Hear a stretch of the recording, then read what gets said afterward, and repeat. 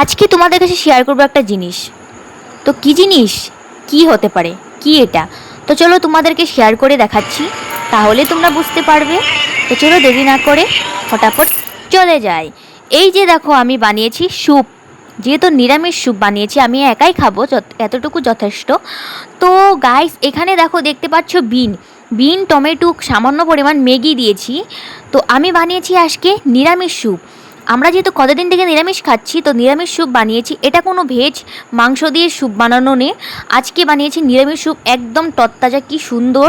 আমাদের হেলথের জন্য, ত্বকের জন্য এরকম রোজ রোজ এরকম স্যুপ খেতে পেলে কত না উপকার হয়। তো বলো তোমরা, এরকম স্যুপ যদি শাক সবজি খেত, এখনকার মানুষদের বেমার কিন্তু এরকম অসুস্থ হয়ে পড়তো না।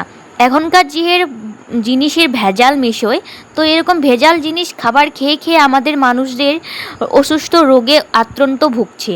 তো যাই হোক, এই যে দেখো, আজকে আমি বানিয়েছি ম্যাগি দিয়ে, যেহেতু বিন দিয়ে সুন্দর করে স্যুপ বানিয়ে নিয়েছিলাম।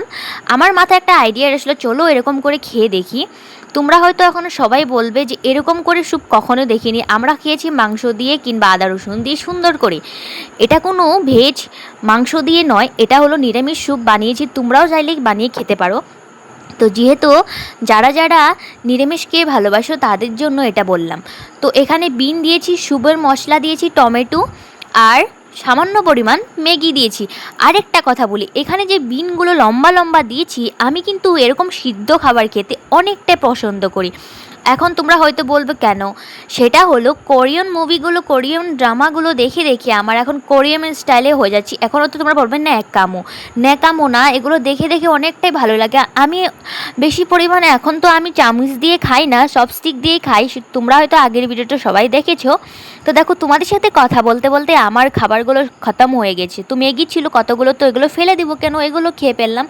এই যে দেখো, বাটি একদমই খালি করে ফেলেছি খেয়ে। এত পরিমাণ সুস্বাদু হয়েছে, কি বলবো। আমার বরকে দুপিয়ে খেয়ে বললাম কেমন হয়েছে, ভালো হয়েছে, কমেন্ট করলো। তো যাই হোক, তোমরা চাইলে বানিয়ে খেতে